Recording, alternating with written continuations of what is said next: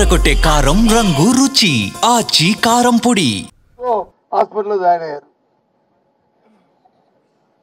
196 మంది పచ్చకామలతో హాస్పిటల్లో జాయిన్ అయ్యారంటే ఈ ప్రభుత్వానికి ఎంత సిగ్గించడం ఆలోచించేయండి. ఎందుకు మీరు ప్రివెంట్ చేయలేకపోయారు? ఎందుకు అరికెట్లేకపోయారు? 200 మంది అంటే 20% మంది పిల్లలు అయ్యారు. ఎంత దురదృష్టం, ఎంత నిర్లక్ష్యం. మీ తాలూకా ఆలోచన విధానం ఏ విధంగా ఉందనేది ఈ తాలూకా ప్రక్రియ చెప్తుంది. నేనేది ఎవరి మీద ఆడిపోసుకోవాలని మాట్లాడట్లే. ఇది ఎక్కడైనా కనివిని మన రాష్ట్ర చరిత్రలో ఎప్పుడైనా ఇలాంటి సంఘటన జరిగిందా? ఎంతమంది పిల్లలు ఎప్పుడైనా హాస్పిటల్ పాలయ్యారా?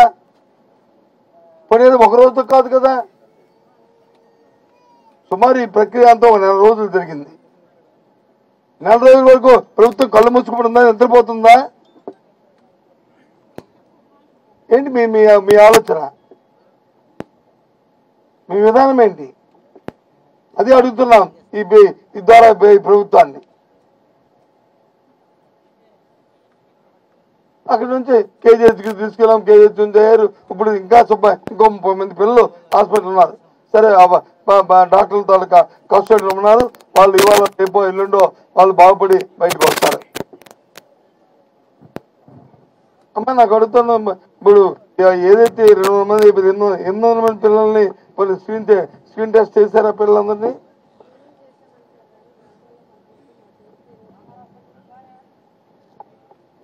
800 మంది పిల్లల్ని, మిగతా పిల్లలందరినీ ఆ ఇంట్లో ఆ పిల్లల్ని వచ్చి స్క్రీన్ టెస్ట్ చేయవలసిన బాధ్యత ప్రభుత్వానికి ఉంది కదా. ఎందుకు చేయట్లేదు? చేసి ఉంటే ప్రకటించండి. ఇదిగో పలానా ఊర్లో పలానా ఇదిగో వీళ్ళు చేశాం, ఇదిగో వీళ్ళ తాలూకా కేస్ షీట్ ఇది, ఆ కేస్ షీట్ లో వీళ్ళు పర్వాలేదు అన్నారు అని చెప్పి ప్రకటించండి. తప్పే ఉంది. వాళ్ళకి ఒక స్థైర్యం వస్తుంది కదా. అమాయకులు గిరిజన ప్రజలు వాళ్ళకి వచ్చి ధైర్యం వస్తుంది కదా. పర్వాలేదు, మా పిల్లలకి పర్వాలేదు అని ఒక ఆత్మత సంతృప్తి ఉంటుంది కదా.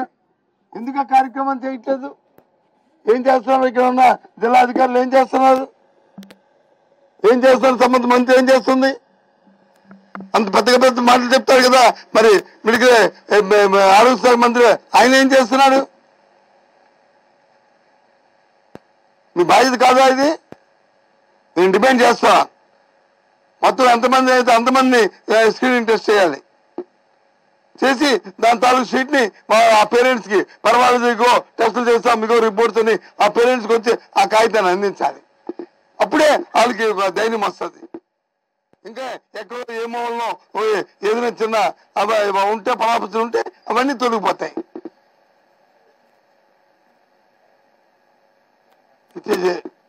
నేను ఎప్పుడు స్వాతంత్రం వచ్చిన తర్వాత ఇలాంటి డెమోక్రసీ వచ్చిన తర్వాత ఇలాంటి నిర్లక్ష్యమైన ప్రభుత్వాలని ఎప్పుడు చూడలే. ఇంత బలహీనంగా ఆలోచన చేస్తున్న ప్రభుత్వాలు చూడలే. ఎంతసేపు పబ్లిసిటీ,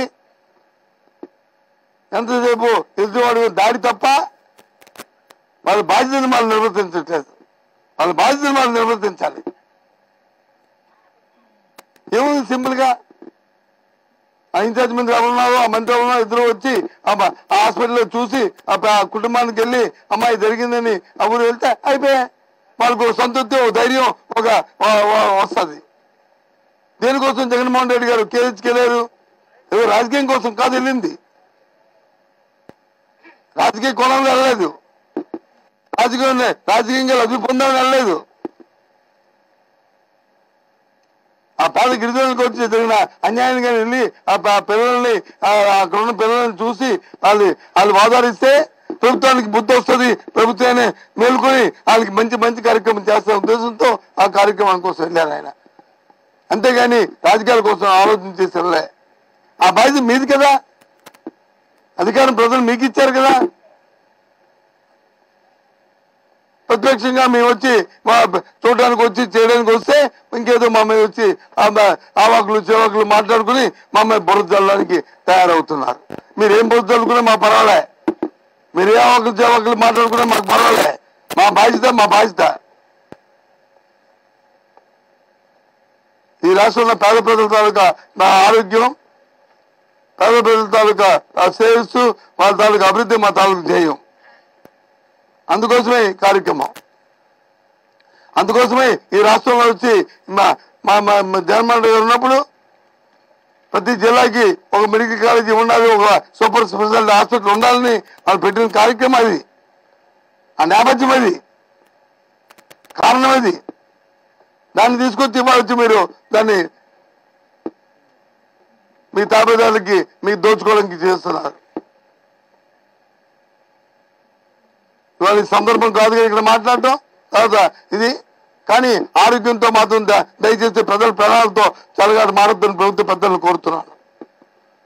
నీ ప్రాణం ఎంతో, మీ పిల్లల ప్రాణం ఎంతో, నా ప్రాణం ఎంతో, నా పిల్లల ప్రాణం ఎంతో, అలాగే ప్రజల తాలూకు ప్రాణాలు, పిల్లల తాలూకు ప్రాణాలు కూడా అంతే. ప్రాణం అనేది ఒకటే, దాంట్లో తేడాలు ఉండవు. దయచేసి ఇలాంటి కార్యక్రమాలు చేయొద్దు. ఇవాళ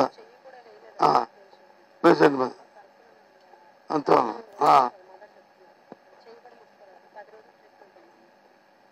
మళ్ళీ 10 రోజులు హాస్పిటల్లో ఉండి కొన్ని వెంటనే హాస్పిటల్కి చనిపోయింది. ఇప్పుడు చెప్తుంది పుష్ప 10 రోజులు హాస్పిటల్లో ఉండి చనిపోయింది సార్ అని. 10 రోజులు హాస్పిటల్ ఉన్న తర్వాత పేషెంట్ చనిపోయిందంటే ఎంత నిర్లక్ష్యం అనేది అర్థమవుతుంది కదా. చిన్నపిల్లగా పోయింది. ఇదేంటి, ఇదేదో పెద్ద క్రానిక్ కేసు, ఇది క్యాన్సర్ లేకపోతే ఏ హార్ట్ అటాక్ కాదు కదా. అంటే ఎంత నిర్లక్ష్యం, ఏ విధంగా మీ ఆలోచన ఉంది. దయచేసి చాలా దురదృష్టం. సరే, డెమోక్రసీలో ప్రజాస్వామ్యంలో ఒకసారి ఎన్నుకున్న తర్వాత 5 సంవత్సరాలు మనం వీళ్ళని మొయ్యికి తప్పదు, నెత్తిన పెట్టుకోవాలి, అది మొయ్యికి తప్పదు. అది ప్రజాస్వామ్యంలో అది ఉంది కాబట్టి. అయినా ఇప్పుడు ఈ పరిస్థితులు చూస్తుంటే ఈ ప్రభుత్వం కాదు, మన ప్రాణాలని, మన ఆరోగ్యాన్ని, మన పిల్లల చదువుల్ని మనమే చూసుకోవాలి. ఈ ప్రభుత్వానికి అసలు ఏం పట్లే. చాలా దురదృష్టం. ఏమైనప్పటికీ ఇవాళ మరి ఇక్కడ ఈ సందర్భంలో ఈ గ్రామం రావడం చాలా బాధపడుతూ అమ్మ జగన్మోహన్ రెడ్డి గారి మాటగా మీ ఇద్దరికి మనం చేస్తాను. మీ పిల్లలను తేలేంగానే ఆత్మ ఎక్కడున్న ఆత్మ శాంతి చేకూరుతుంది. వారు మీ తాలూకా ఆ పిల్లల కోసం మంచికి ఒక తల్లి అలా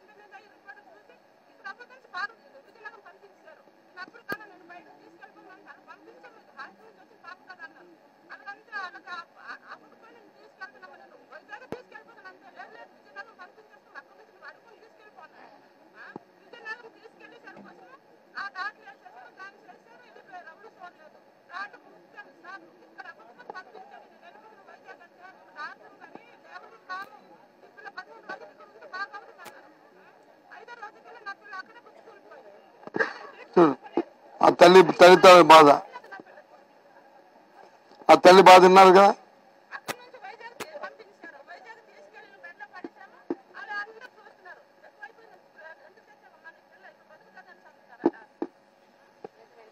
లేకపోతే ఆ పిల్ల ప్రైవేట్ వైద్యం చేసుకుంది కదా. ఉన్న సెంటు 2 సెంట్లు 3 సెంట్లు ఆ భూమిలో లేకపోతే ఆ చెవులుకున్న కమ్ముళ్ళు అమ్ముకొని ఆ తల్లి అమ్మాయి నుంచి కాపాడుకునేది కదా. ఏంటిది? ఇది దురదృష్టం. ఇలాంటి కార్యక్రమాలు చాలా అన్యాయం. ఈ పిల్లల్ని ఇప్పుడు వాళ్ళు ఏమీ 60 సంవత్సరాలు కాదు కదా, ఓవరికి 14-13 సంవత్సరాలు ఆ పిల్లలు, 14 సంవత్సరాల పిల్లలు అల్లి 14-15 సంవత్సరాలు ఉన్న పిల్లలకి ఇది ఎంత మరి ఇది చేతికి వచ్చిన పిల్లలు చూస్తూ చూస్తూ కంటి ముందే వాళ్ళు వచ్చి మరి ప్రాణాలు కోల్పోయి తనకు చాలిస్తే ఎంత బాధ అనిపిస్తుంది ఆ తల్లిదండ్రులు గుండు కోత. చాలా దురదృష్టం. నేను చేయమండి. ఇవాళ ఏదైతే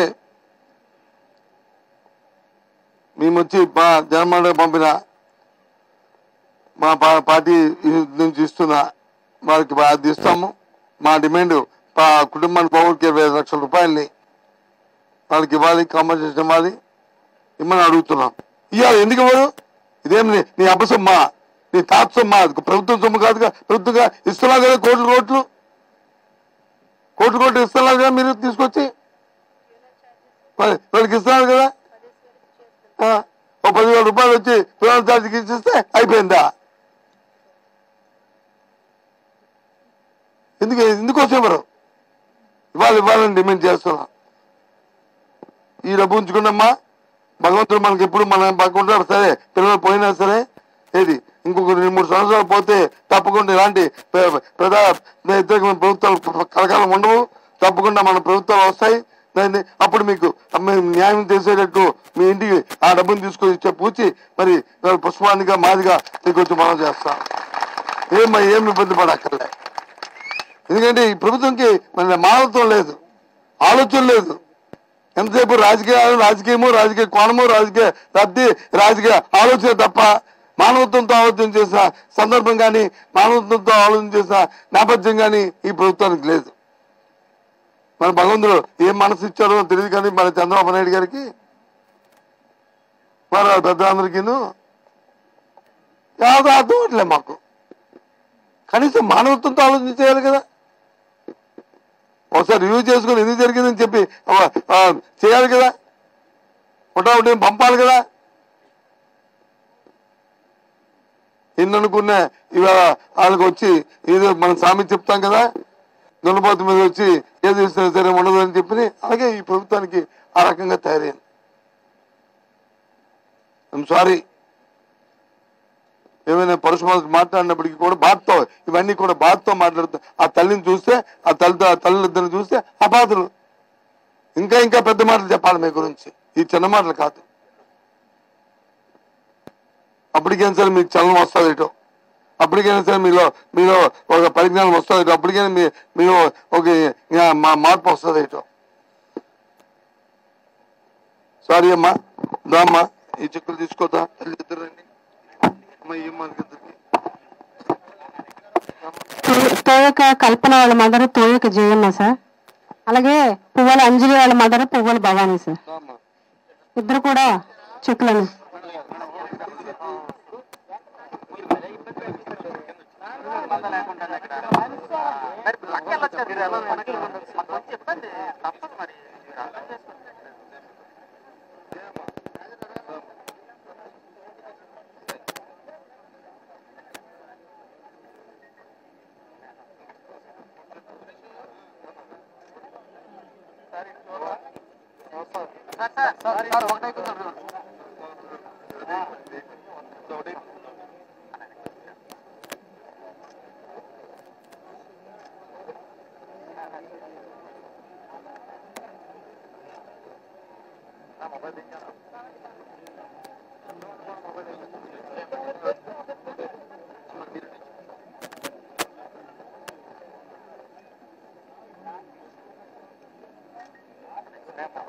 అన్న కొంచెం